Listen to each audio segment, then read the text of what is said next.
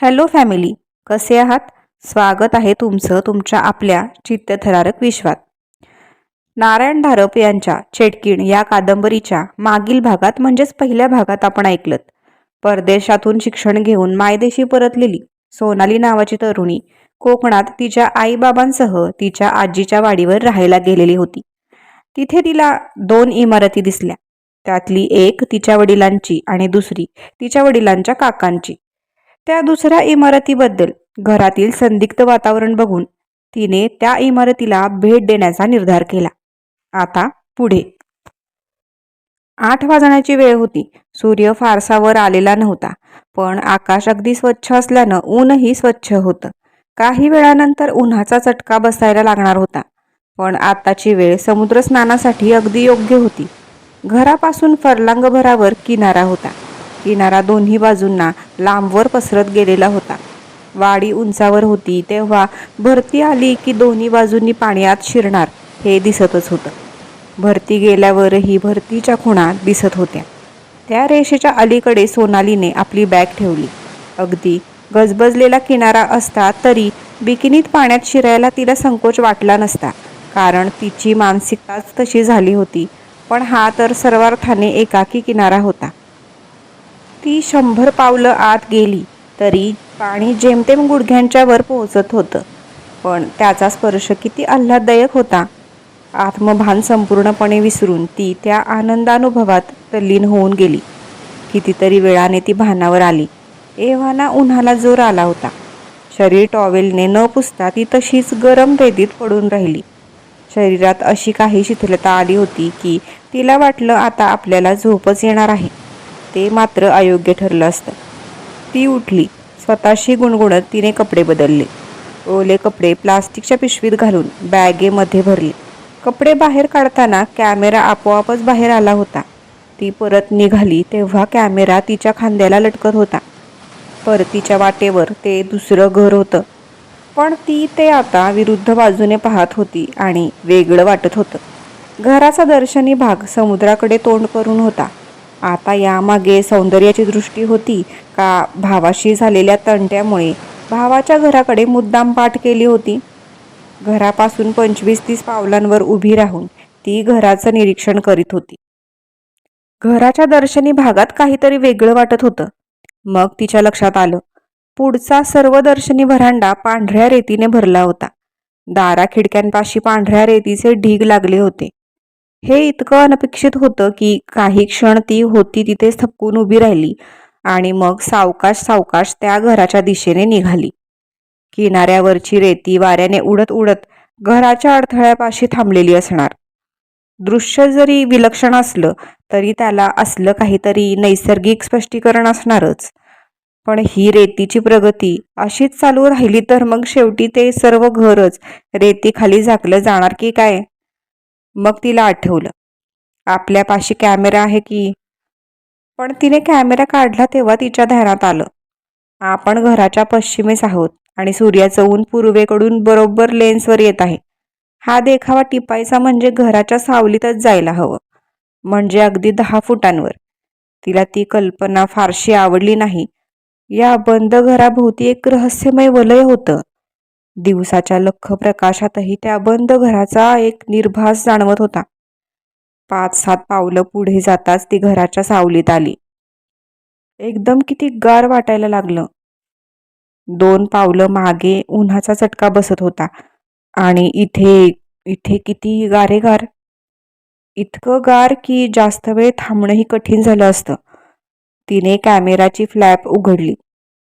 Camera डोळ्याला लावला. View फाइंडरमध्ये सर्व घर अर्थातच येत नव्हतं. फक्त समोरचं दार आणि त्याच्या शेजारची खिडकी. तेवढ्या भागाचाच तिने एक स्नॅप घेतला, पण तिचं समाधान होत नव्हतं. क्षणभरापूर्वी मनाची जी घबराट झाली होती त्याबद्दल तिला स्वतःचाच राग येत होता. आधुनिक युगातली शिकली सवरलेली ती कशाला आणि का भीत होती? क्षणापूर्वी जाणवलेला गारवा आता जाणवत नव्हता. भराभर पुढे जाऊन ती त्या रेतीच्या उतारावरून वर चढून गेली. रेतीत पाय रुतत होता.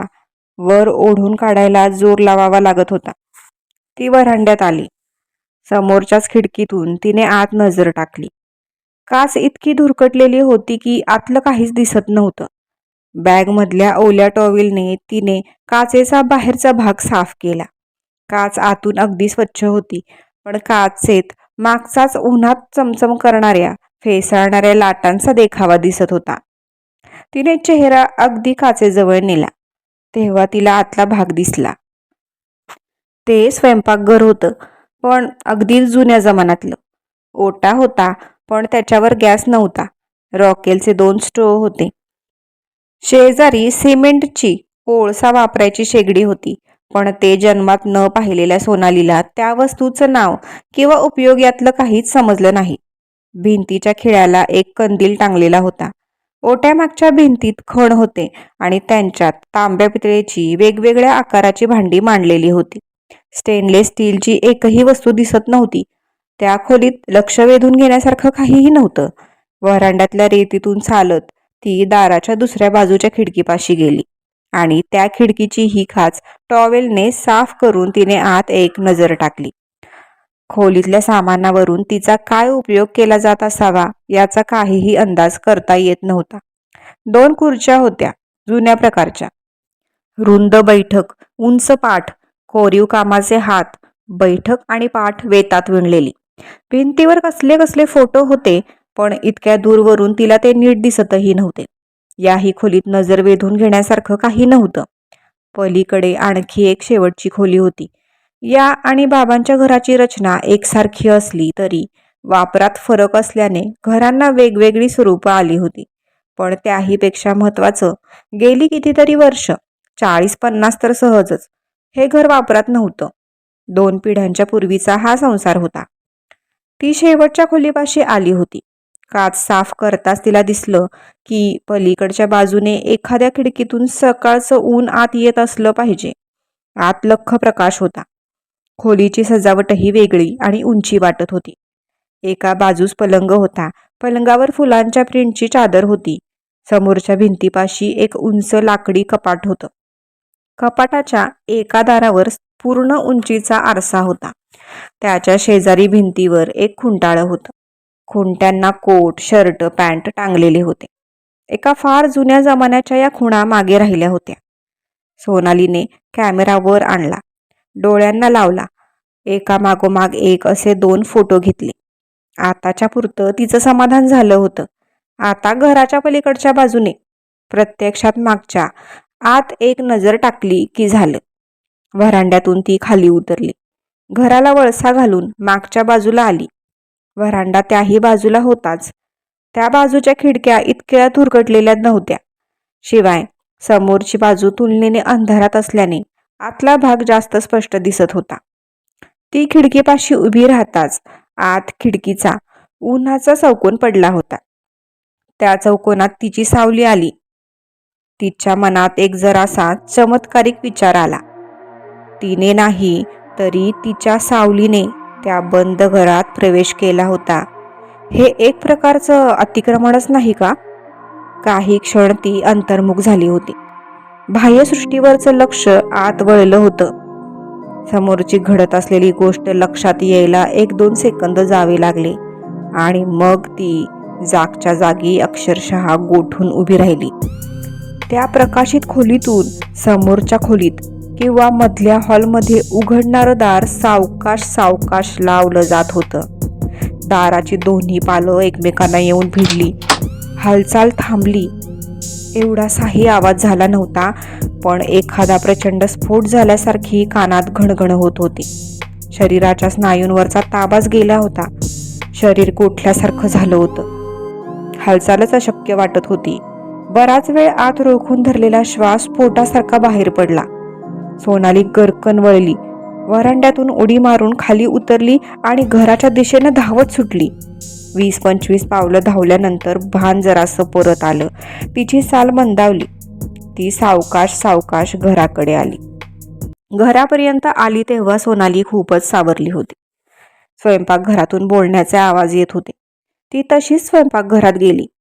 कोणी काही विचारायच्या आधीच हात वर करत सोनाली म्हणाली, समुद्रावर स्नानासाठी गेले होते. रखमाला सांगून गेले होते. जास्त पुढे गेले नाही. या व्यतिरिक्त कोणाला काही विचारायचं असेल तर विचारा. अमेरिकेहून आल्यापासून तू बदलली आहेस खरी, बाबा म्हणाले. ही कॉम्प्लिमेंट आहे का टोमणं आहे, सोनालीने विचारले. काहीही समज. त्यावर सोनाली काही बोलण्याच्या आतच बाहेरच्या खोलीतून विठ्ठू विठ्ठू काय हवं काय हवं असे कर्कश आवाजात शब्द आले. इतके अनपेक्षित की सोनाली दचकलीच. तुझ्या आजीचा पोपट आहे, रघुमामा म्हणाला. पिंजऱ्यावर कपडा टाकतात की तो गप्प, रघुमामा म्हणाला. आता एवढ्यात रखमाने कपडा काढलेला दिसतो. सोने, नाश्ता घ्यायला ये, आईने हाक मारली. सोनालीला खूपच भूक लागली होती. सकाळच्या कपभर चहाखेरीज पोटात काहीही गेलं नव्हतं. त्या भुकेपुढे ती मघाचा जरासा भयकारक चकित करणारा अनुभवही विसरू शकली. पोटात 2 घास गेल्यावर तिला थोडासा विचार करायला सवड मिळाली. बाबा, ती म्हणाली, समुद्राच्या वाटेवरचं ते दुसरं घर आहे? हो. सकाळी मी जाताना बरोबर कॅमेरा नेला होता. येता येता त्या घराचे 2-3 फोटोही काढले आहेत. खोलीत एकदम शांतता. रखमानेही हातातलं काम थांबवलं. तसं काही विशेष नाही, सोनाली म्हणाली. एक समुद्राच्या बाजूने आणि 1-2 इकडच्या बाजूने. आणि बाबा, काही असं रागाने पाहू नका माझ्याकडे. तुम्हीच काल म्हणाला होतात की उद्या मी तुला त्या घरासंबंधात सांगेन. फोटो काढले म्हणजे काही वावगं केलं का? काही नियम मोडला का? स्वतःशीच मान हलवत गोविंदराव म्हणाले. सोने, या घटना घडल्या तेव्हा मी अगदी लहान होतो. 4-5 वर्षांचं वय असेल तेव्हा माझं. काही समजण्याचं वय होतं का ते?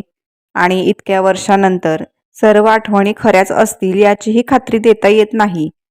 पुन्हा माझे वडील कर्मठ, जुन्या वळणाचे. ज्याने त्याने आपल्या वयाप्रमाणे वागायला हवं यावर त्यांचा कटाक्ष. तेव्हा आम्हा मुलांना एक शब्दही बोलायची परवानगी नसायची आणि आई ही त्यांच्याच पठडीतली. एखादा अधिक उन्हा शब्द तोंडून गेला की बसलाच पाठीत धपाटा. गोविंदराव रखमाकडे वळले. रखमा नसती तर मला काहीही समजलं नसतं. या रखमाला घरातलं सर्व काही माहीत असायचं आणि मी तिच्या मागे लागून विचारत असे. खरं तर शेजारच्या घरातच हे गोंधळ चाललेले. बरं, ते काही कुणी परके लोक नाहीत, सख्खे नातेवाईक. पण जाणं येणं अजिबात बंद. एकदा तर वाडीवर सावकार आणि पोलीस आणि बेलीफ यांची पार्टी चाली. वडील इतके विलक्षण संतापलेले मी कधीच पाहिले नव्हते. अर्थात सावकार वडिलांच्या ओळखीचेच. शेवटी वडिलांनी सर्व पार्टीला घरात बोलावून घेतलं. पार्टीला बाहेर बसवलं आणि सावकाराला आत नेलं. आता वडिलांचा शब्द म्हणजे प्रॉमिसरी नोटच. सगळी पार्टी परत गेली आणि वडील शेजारच्या घरात गेले. रखमा म्हणते ते त्यावेळी प्रथमच गेले आणि पुन्हा त्यांनी त्या घरात पाऊल टाकलं नाही. अगदी भावाच्या आत्महत्येचा प्रकार झाल्यावरही नाही. त्यांच्या दोघांच्यात काय बोलणी झाली हे गुपितच आहे, कारण तिथे तिसरं कुणीही हजर नव्हतं. वडिलांनी काकांना बरोबर घेतलं. ते बहुतेक सरळ श्रीवर्धनमधल्या वकिलांकडे गेले असावेत. संध्याकाळीच परत आले. सारे हिशेब करून वडिलांनी भावाला त्याच्या अर्ध्या हिश्शाची किंमत चुकती केली होती. अगदी त्या दुसऱ्या घरासकट सर्व काही विकत घेतलं होतं. रखमा म्हणते की वडिलांनी काकांना हवे तितके दिवस, वाटलं तर जन्मभर त्या घरात राहायची परवानगी दिली होती. एवढंच नाही, जेवण्या खाण्यासाठी आमच्या घरी केव्हाही येण्याची सवलत दिली होती.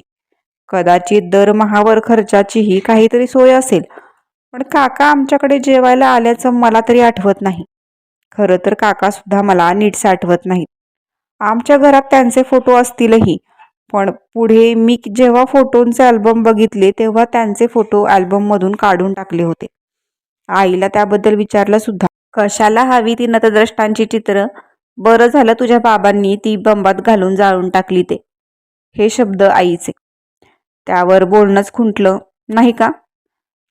बाबा, सोनालीने विचारलं. तुम्ही स्वतः त्या घरात कधीही गेला नाहीत? नाही, बाबांचं उत्तर झटक्यात आलं. एकदाही नाही? साधं कुतूहल म्हणूनही नाही? बाबांनी एकदा रखमाकडे आणि एकदा रघुमामांकडे पाहिलं. नाही, कुतूहल वाटण्यासारखी ती जागाच नाही, ते म्हणाले. सपशेल खोटं, सोनाली मनाशी म्हणाली. बंद आणि ओसाड घरासारखं इतर कशानेही कुतूहल जागं होत नाही. तिकडे न जाण्यामागे वेगळंच कारण असणार, आणि ते कोणतं त्याचीही तिला थोडीशी कल्पना होती. पण तो विषय काढण्याची ही वेळ खासच नव्हती. स्वयंपाकघरातून ती वर तिच्या खोलीत गेली. समुद्रातल्या स्नानानंतर सुरुवातीस छान वाटत होतं, पण आता उकाडा वाढायला लागताच पुन्हा एकदा थंड पाण्याचं स्नान हवंसं वाटायला लागलं होतं. ती खोलीत आली आणि आल्या आल्या तिचं लक्ष उघड्या खिडकीतून बाहेर गेलं.